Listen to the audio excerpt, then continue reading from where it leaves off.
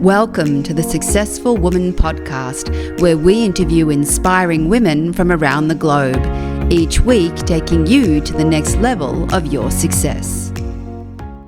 And hello and welcome to the Successful Woman podcast. And today in the Foundherpreneur Series, we have an incredible lady to speak with you.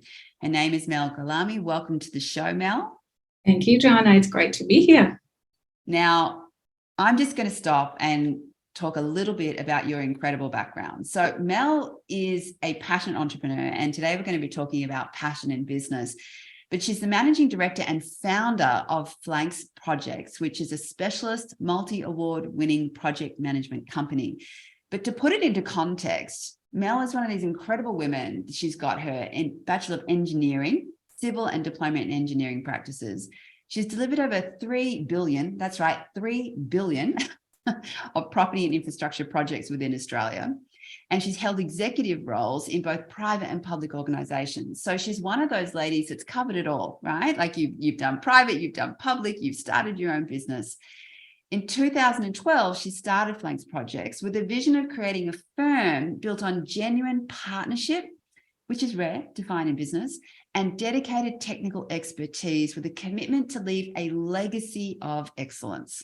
She's a pioneer in her industry. She's recognized as one of the leading ladies in project management, and she's an advocate for women in business and philanthropy by volunteering, fundraising, charity work, sponsorship, and mentoring young women and men.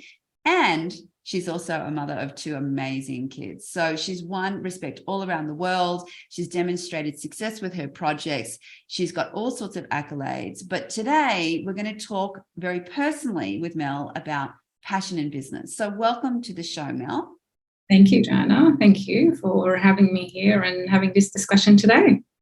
So, Mel, so many women that we speak with, they have a secret dream. They have this secret dream that they hold secretly inside, and they never have the courage to start. So let's talk about the barriers to getting into business and how did you overcome them? Yeah, it's a great question, Joanna. To be honest, this is a topic that I discuss weekly, if not daily, with different people and groups. There are so many women out there that they want to start their business. And this generally happens after they have a family, and that shift of mindset comes in. But they say they can't. So what's the number one barrier? What is that one thing that stops them? What's the first thing, I should say? There are a few things, but what's the first thing that stops them? I believe it's the fear, the mindset of fear, the fear of the unknown. As women, we're not wired to be risk takers. We are cautious, we assess, we overthink, So to your point, how do you overcome it? Or how did I overcome it? I said to myself, what's the worst that could happen? And I really sat down and thought it through. And what it came down to was that the business will fail and it won't work. And I'll have to go out there and get a job. So I worked hard, I saved. So I had 6 months of financial ability to give to myself to start a business. And off I went. So has it been an easy journey? No, definitely not. It has not been easy. Am I proud of myself looking back for the decision that I made back then? Yes, definitely I am. And would I do it all over again? I most certainly would. So I urge those women out there, or anyone who wanting to go and start their business, ask yourself, what's the worst thing that could happen? Be honest with yourself, very honest, and write it down. Because once you write it down and it's in black and white, the fear is real. You can look at it in the face and say, yes, I can do this and I can shift my mindset. So that's my number one barrier. And as I mentioned, there are a few, but I'll pick another one, if you like. And I would say it's about confidence. For all of our lives, we've been brought up to follow a path, the traditional path of going to school, going to university, getting a degree, getting a job, getting married, having kids, and now having kids part is where things get grey and it changes, for men versus women. As a man, the man goes back to work after having a child and he works until he retires. But as a woman, the priorities shift, and that flexibility is key for us now, and it's a priority for us. And this is the time that a lot of women that I speak with and I mentor, they start to think about, I want to start my own business because I want flexibility. But this is the part that women lose their confidence. And this is the part that for one reason or another, whether they've been on extended maternity leave, they've been out of the workforce, they've had changing life dynamics, and their social group has changed. And then they look and they say, I can't, I give up. I really give up, because they've lost their confidence. So how do they overcome it? How did I overcome it? I said to myself, I need to get myself a mentor, So I look back and say, to get my confidence back, I need to get a mentor, a life coach, a business coach, or someone that can guide me to find your confidence again, to find your self-worth again. Someone who's been through it all, and, they can talk through it with you and you can learn from them. So, and anything that you might be thinking in your confidence level that you're lacking to start your business, you can get help. There are a lot of courses out there. There are a lot of ways that you can get around those so-called I can't do it. So, and then, stop caring about what other people's opinions are, if you're good enough to start your own business or not. I really believe. And not giving up on your dream because of fear or not having the confidence to start or create a life you want is the only way up. We only get one go, So know your passion. Goes back to the, passion part, and go for it. Amazing. So just to recap, fear, and the interesting thing about fear is 80% of what we're afraid of is never going to happen. And when you actually look at it, there's only a very small percentage of 3%, I believe, that may happen. 15% will happen. You're going to be able to deal with it. 3% may happen, and 2% are definitely going to happen. So 3% is actually the reality of what you're looking at. But having that confidence, and look, confidence is a huge thing, and it doesn't matter what level you are or what you're traversing in your life. There's always next levels of confidence, right? So it's a lifetime pursuit for women. But interestingly enough, I was just thinking last night how few women actually understand, fear, which is driven from the amygdala part of the brain. You actually have two amygdalas, and in women it's bigger than men. So we're physiologically wired to have these experiences that are different. Not caring about other people's opinions, a big one, right? And that's not to say that you're rude or not courteous. It's just that you have that own inner compass around what you believe to be true, and not giving up on your dreams. Now, at the heart of that, you talked about passion, and I just want to stop, Mel, because you as a woman, you are the epitome of passion. And I know that it's something that you're very passionate about speaking about. So I just wanted you to take a few moments to share with us passion as a concept, as a woman in business, as a founderpreneur. What is it, and what does it mean to you, and what can you share with the ladies online? Yeah, of course. It's an interesting one. Passion is something I live with. I wake up, I look for passion in everything that I do. My morning habits, my daily habits, everything I look for with passion, essentially. And from a business perspective, I was the same. And this passion and this vision goes back to my childhood. I remember I was in my early teens, and I used to teach English to non-speaking adults. I really wanted to help them. So back then, my passion was I genuinely cared, and I wanted to help those adults learn English.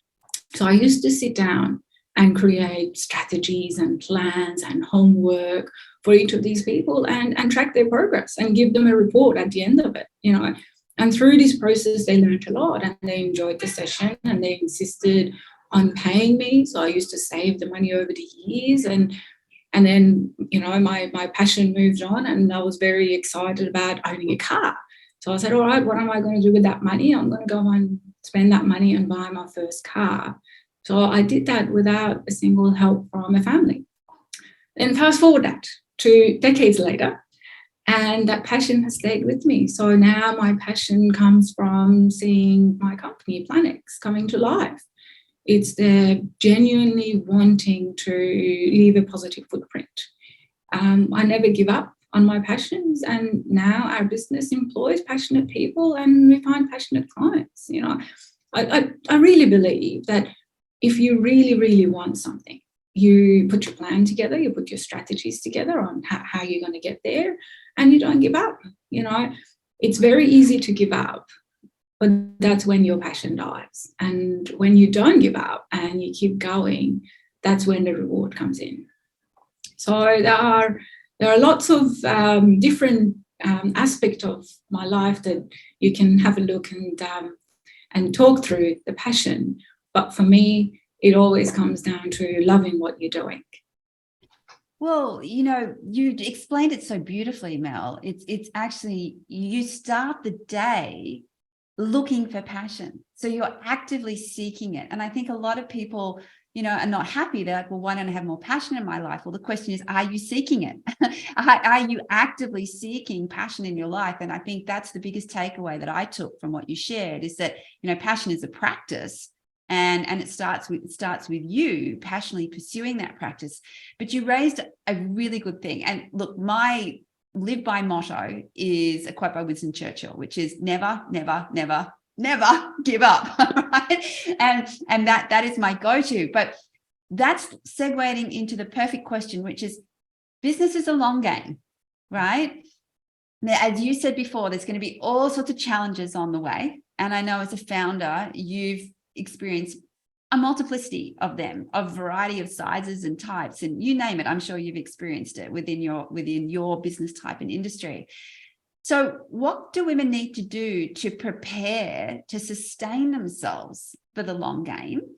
What are the things that work in this process of never giving up, even in the face of great adversity or challenges? Because that's the defining moment between breakthrough and giving up. And I know every founderpreneur has, you know, can remember those moments, right? That moment where as you're sitting with yourself, you think, do I give up on all of this or do I keep going, right?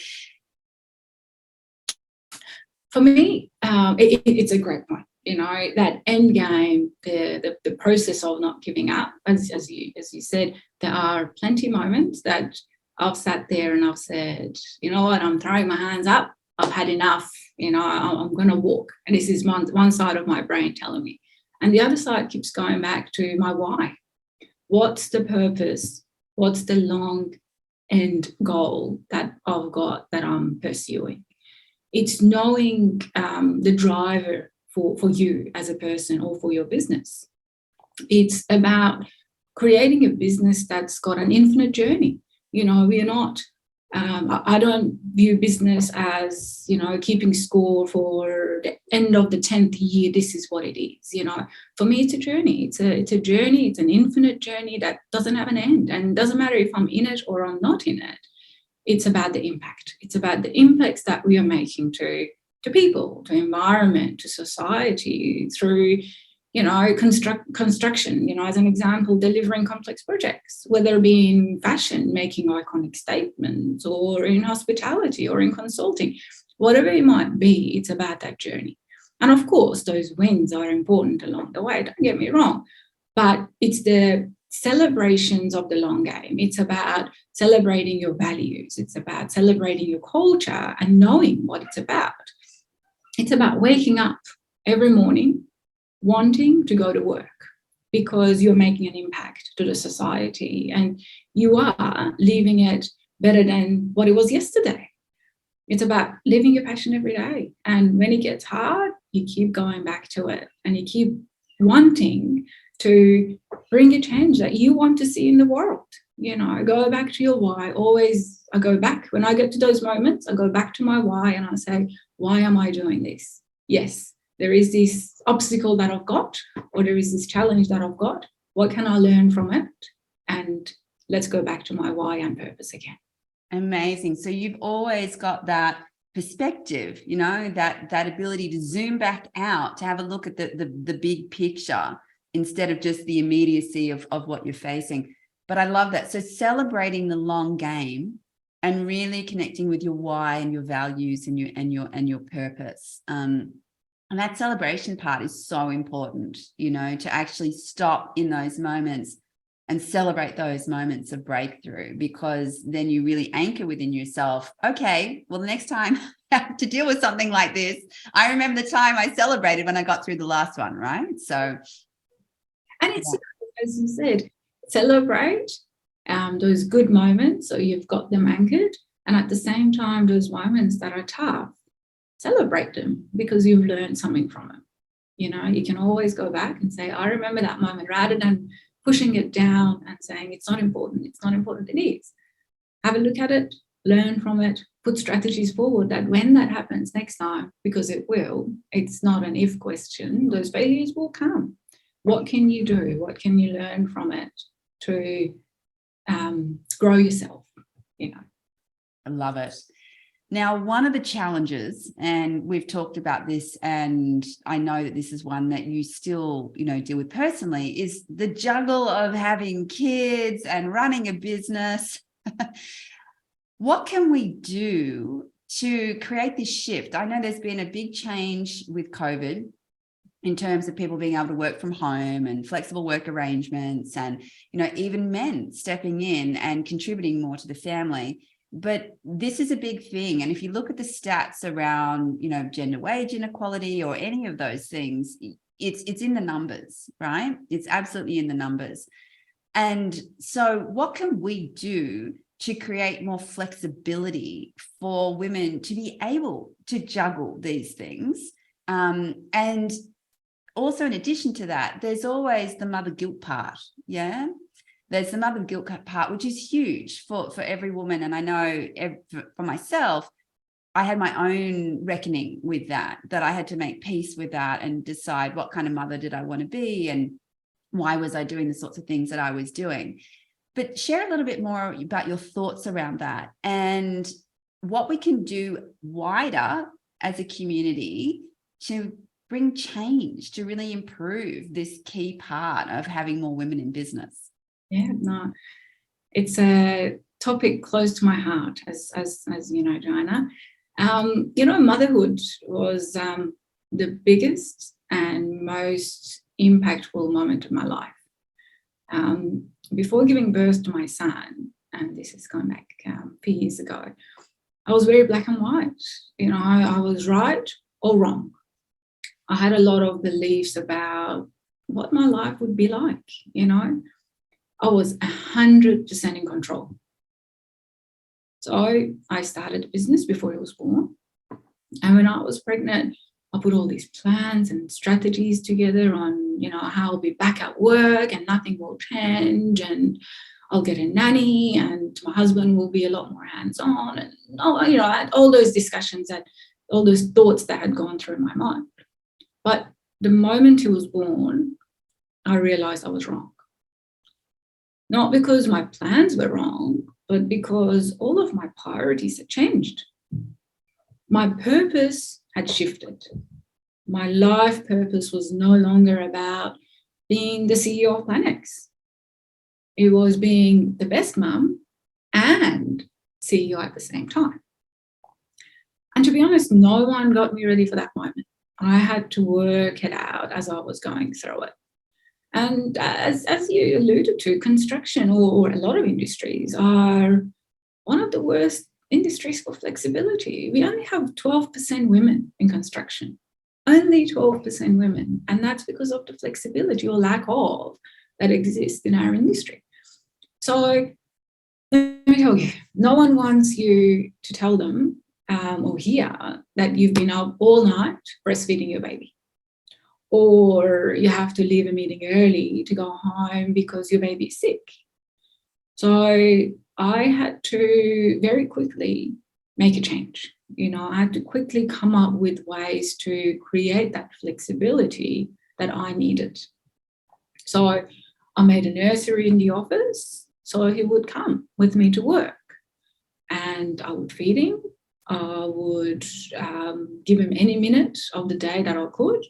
And when I was busy, he would go for walks, he would go for a nap, he would go for a play. And that way I felt like I had him in my life and I could do my work as a business at the same time. He would come to all the meetings with me, with the nanny, stay downstairs. I would feed him before going up. I would wait in the lobby. They would go for a walk again in the city, all around in the pram, and I would come back down, feed him again, off to the next meeting. So what lesson or how did this shape in my head? And what would I tell my daughter? What would I tell my niece? What lesson would I give to any other women managing motherhood and business? It's hard. It was hard, and it continues to challenge all of us as businesswoman and as mother.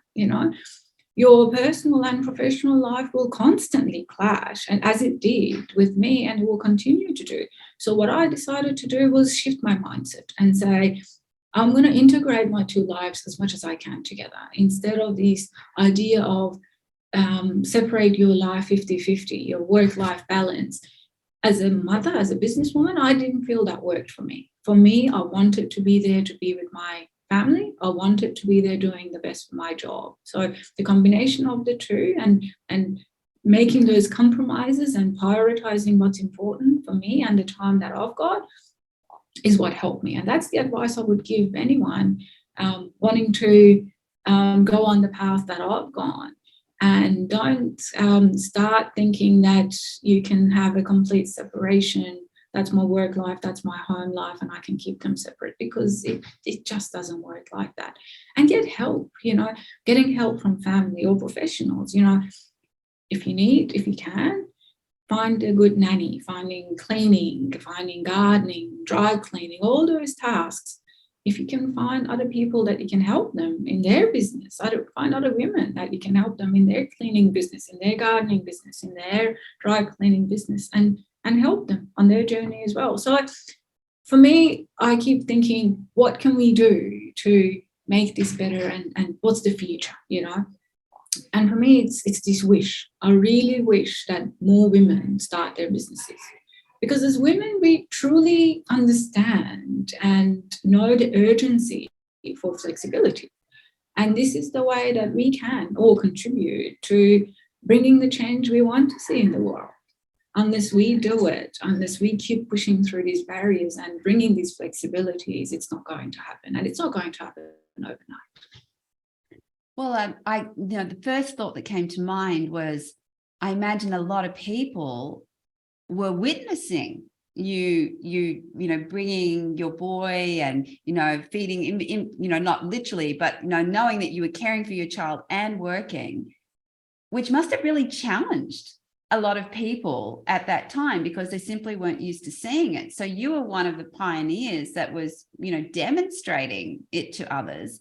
And then I guess the question is, as women who work for other people, also have babies, how if you're a business owner and you've got women in your team, how do we create that flexibility as well? And what's socially acceptable, within the context of a business setting? So what you're really talking about is changing the paradigm around what is possible and realizing that you can have both, and making a stand that it's acceptable to be both. I am both an amazing CEO and I'm also an amazing mum. And you can witness me day to day doing this, and you're actually demonstrating to others that is possible. So that would have taken an enormous amount of courage. And I imagine there would have been some people that were very supportive of that, and some people that really were very judgmental about that at the time. And you're right, Joanna, there are always people that are going to be on one side or the other. And it goes back to what I was saying before. Even as women, we need to stop caring what people think, because there are always people on both sides, right? There are always people sitting there cheering you on about what you're doing, but there are a lot more that are on the other side criticizing what you're doing. So as women, back then, I stopped caring, because I had thought through and I said, this is the best for me. No one's in my position. And this is the decision that I'm going to make. And I'm not going to sit there, worry about what those people think or say or act. This is my life. This is my life, and this is the only life that I've got, so I'm going to give it my best. In terms of business, your question around the business and what can businesses do to support women and give them flexibility, it goes back to, what we are doing. I can talk through what we're doing. I always say in our business, what flexibility I have, I give to all of our staff. So it's not one rule for me and one rule for anyone else. Whatever I have, they have. We don't have offices set up in our offices purely because we all sit together. We're all part of a team. We're all part of the big vision and the journey that we're going through together. So for us, after I went through this process of motherhood, I give the same flexibility to anyone, any women wanting to have the flexibility and continue doing continuing their career. And that's the process and the mindset that I think as women, we might need to think about as business owners, we might need to think about to bring to our workforce.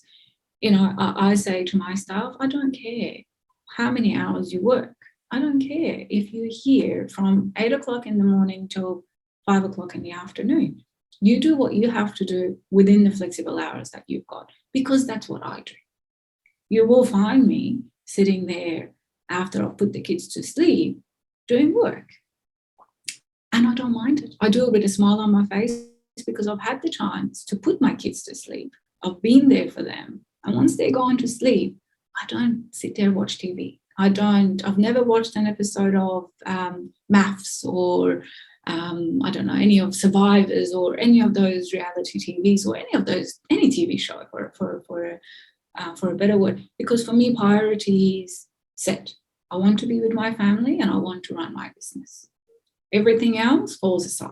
And as women, we might be able to do the same. If you've got businesses that are giving that flexibility, it's about reprioritization and taking advantage of those priorities. Well, one thing is for sure, in your consistent demonstration of your values, you are generating a culture. And you talked before about the importance of culture. And I believe, Peter Drucker said, culture eats strategy for breakfast. And I know that's definitely been my own experience too. And what I love is that you've got a sense of inclusion and equality about what you do.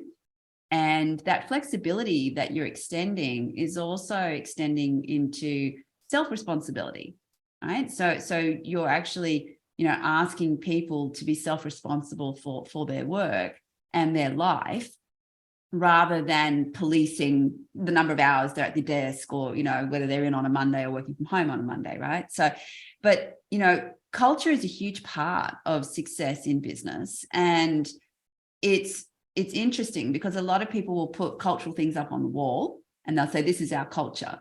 But culture is a living, breathing thing that evolves over time as people interact and have action, and events that they share together really defines a culture. So let's talk a little bit about that, because everybody, when they start your business, you think we're going to start out with the great culture. This is what our culture is. But how do you actually create it, right? How do you create culture of passion, as you have this culture of self-responsibility and flexibility that you have? How do you actually create that? Yeah, culture is the second closest topic to my heart, and I really believe once you have a vision and you can clearly articulate what that is, then it becomes contagious. Culture, in my view, is top down. You can't bring a great culture to a business if management are not on board. If they're only doing talking, talking the talk rather than living and breathing the culture. as you said, the culture of a company evolves. It's not set and forget. Culture sits at the core of all the decisions and communications that the company does. It's interesting, you talked about COVID before. In the post-COVID world, the culture, I believe, has been confused with coercion. Culture is not just about pizza and beer on Friday night. It's not about having fancy offices with free-flowing coffees and lunches just to get people in. Culture is about knowing what the company is set to do and their values. It's about hiring, it's about promoting, it's about firing based on those values that you have. For us, we've got 4 values. You mentioned the values, and I've been very adamant to never put them on our walls and stickers and coffee cups or anything like that, because it's what we do. It's what we do day in, day out. We've got 4, and I'm sure you can guess one of them. And passion. Yes, you got it. Passion is the first one. And then we've got excellence, we've got certainty, and we've got curiosity. And curiosity is one that I believe goes hand in hand with passion, and they feed into each other. And they feed, both of them together, feed directly to our culture. So we always ask ourselves, what can we do better? What technology or tools are available for this process or for that project or for this specific item that we're looking at, the task that we're looking at. We're always curious about innovation. Our culture is to embrace change. Our culture is that change is necessity to continuously improve on what we're doing. The business culture, I believe, is the same as a human mindset. If we've got that right, then the rest will fall into place. And, you're spot on. Once your company has truly formed its culture, then you can see all your strategies come to life. Amazing. What I love when you talked, when I first heard your values, of course, passion was going to be there. And, excellence is an interesting thing in itself, right? Because there's different interpretations of excellence. And I imagine your excellence is excellent. But this certainty and curiosity, it's like you're actually allowing people to operate on a scale. It's like with some things you need to apply certainty, and with some things you need to apply curiosity. So you're allowing for that different way of thinking. It's not, only in the certainty end of the spectrum. You're actually allowing for both. And curiosity has this beautiful, playful feel about it, very innocent. I mean, kids are curious, right? They're just naturally curious. They're interested in life and, what might be possible and why things work. And so it's got that beautiful, playful feel to it, which is wonderful, and really creates for a different type of thinking and being in a business when you're allowed to be curious. In a lot of places, unfortunately, people are afraid to ask questions or afraid to ask, about certain things because they don't want to look out of place, or, that they don't have everything all together. So it's amazing that you create that environment for learning. It's learning and growing. And at the same time, you were having a nursery for learning and growing for your boy, right? So it's like you've got these beautiful themes that are running across the company, while at the heart, you're clearly excellent at what you do. Otherwise you wouldn't be held in the incredible esteem that you currently are. So thank you so much for sharing that, because, I think that you've got a clarity about it, but you're allowing it to unfold. And I think that's the point that makes us different from some of the other consultancy firms that do what we do, project management. For them, it's all about providing a service to what the client has asked for and stopping at that. But for us, it's the certainty, provide the certainty and the excellence in all you do. At the same time, stay curious. What else is out there that we can do to improve what the project needs are, rather than just meeting the bare minimum that the client has asked for? And that goes across everything that we do. As you mentioned, there are certain parts that certainty is what we have to do. But there are other elements, such as technology, the role of AI, the changing forever shape of innovation in our industry and everywhere else. For us, that curiosity is where we come in with a point of difference. I love it. Well, Mel, all I can say is thank you so much for your time, your wisdom. I know from the minute that I met you, it was like, this woman is special. And, you can see that, but you're very understated, really, with your accomplishments and, your comprehensive understanding of how to be really human and a woman in business and be an amazing CEO and an incredible mum. And I think just that message in itself to demonstrate that it is possible, ladies out there. I just wanted to thank you for your valuable insights and your time. But before we go, the ladies need to know a little bit more about you. How can they connect with you? What have you got going on? Yeah, just a little bit about how they can continue to follow the journey of your company and what it is that you're doing. Because I think that that's also important as women, that we follow the other women that are out there doing what we believe is incredible and needs to be done. So love you to share just a few details about that. Yeah, of course. Thank you. First of all, thanks for having me here. It's great to be here and have this discussion with you. And it's interesting because as we talk, I recall all the past and all the history, and it gets me excited, so I'm all ready to go for the day. In terms of the connection, I would love to hear as many of you out there, as many women out there or men that would like to talk about your business, talk about wanting to start your business. Connect with me on LinkedIn. So you can find me on Mel Gholami at LinkedIn, and follow Planix on LinkedIn as well. We share our updates, our upcoming news, and all our activities on LinkedIn. So follow us there. And I would love to hear your journey. I would love to hear what you've done and where your dreams are. And, hopefully the fear and the confidence, you've got some strategies there to get you out of that. And hopefully start your business. Amazing. Well, thank you so much for being a part of the Foundherpreneur Series, which is female founders that are entrepreneurial in business and the combination of those two things. And you've demonstrated that wealth of amazing knowledge. So we've talked about fear and confidence and not worrying about other people's opinions, following your dreams. We've talked about passion in general, and that passion is a practice that you pursue. We've talked about flexibility and being a mum in business and some of the things that you can do, and how can you create an incredible culture in your business, which clearly you have. Mel, we wish you all the best. You always have a cheerleader in me, and we will be following your business journey closely. Cannot wait to see what the next 10 years involve, and wishing you all the best for the kids and family too. So we'll be back with another episode soon. And in the meantime, all the best and success to all of you. We want to thank you for joining the Successful Woman podcast today, the international initiative that empowers women to create the life and lifestyle that they truly desire. We would love for you to connect with us on our Instagram or Facebook page, or join our group, We Are Successful Women. And remember, there are as many definitions of success as there are women on the planet.